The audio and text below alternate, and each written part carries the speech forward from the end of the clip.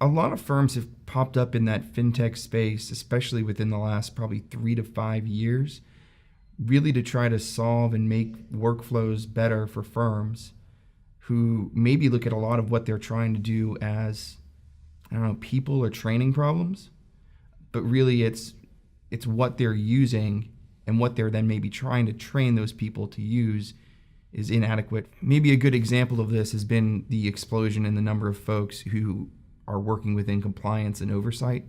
If the technology was there and in place to do a lot of the oversight and to really, I don't know, guide you through what you need to be looking for, you really then can probably not necessarily need to add people, but make sure that those processes and technologies that you're trying to use are adequate for what you're attempting to do, not only today, but going forward.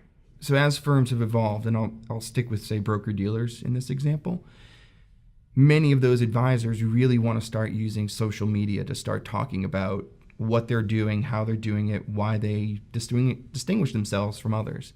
The other way to maybe start that is to figure out what technology solutions are out there that we can put in place to then figure out how many people do we actually need to look at this.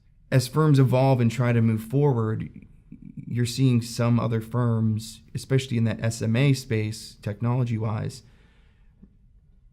throw away how things had previously been done, start from the clean slate, build the technology, and then go out and try to implement it. So a lot of these firms that are using these legacy systems that haven't necessarily evolved as quickly as they would like need to staff up in order to get done what they need to. How do firms that have been around for so long and have hundreds of thousands of accounts in this kind of a setup flip a switch? It's not an easy thing to do. So there are some firms that obviously have a much easier way of going about it. A lot of the robo-advisor firms, they're starting from scratch. They don't have these legacy problems or concerns.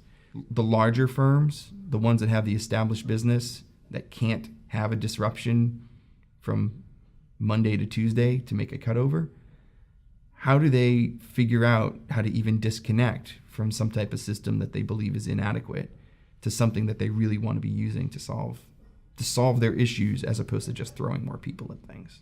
One firm is making a transition and they're moving their rep as portfolio business over to a new platform as the initial step. It's a big enough book of business that it's going to give them a good see as to how things are moving forward and what this technology is going to do.